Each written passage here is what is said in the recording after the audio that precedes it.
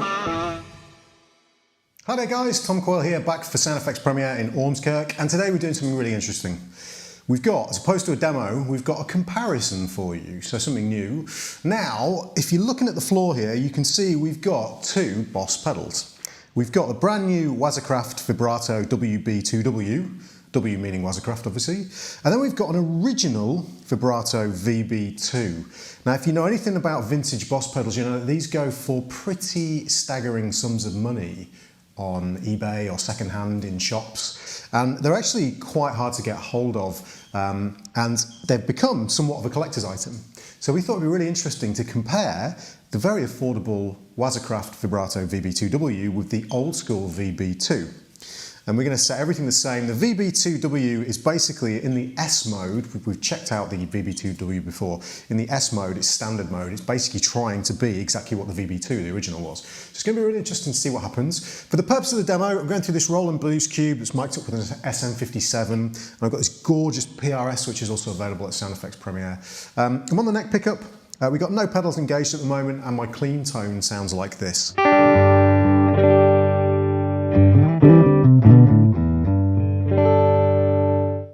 Okay, so let's start with the VB2, because that's the original. Now the first thing you notice straight away, the controls are set pretty much identically. Because this is a slightly older VB2, the LED is not very bright at all. But in terms of the settings, we've got the rate, the depth and the rise time set, just like that basically. You can see the VB2w is set the same.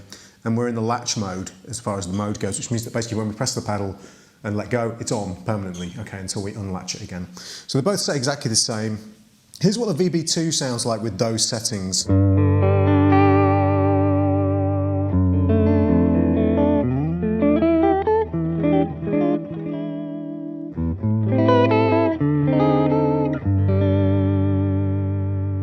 And then immediately straight over to the VB2w.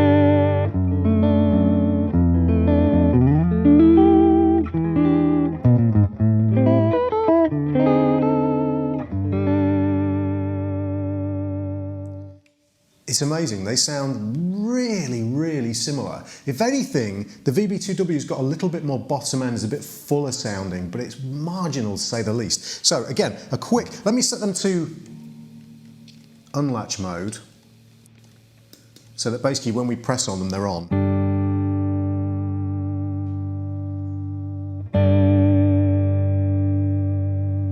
Okay, so for the sake of argument, let's increase the depth and bring the rise time down so they come on almost exactly as we press the button.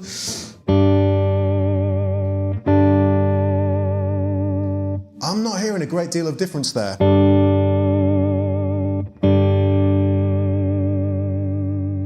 So really what that shows you is that Boss have achieved something great here. They've really managed to get the sound of the VB2 into the VB2w, but of course what's awesome is that the VB2w's got even more options on there. So you can save yourself a lot of money on a vintage VB2, which are very expensive these days, second-hand.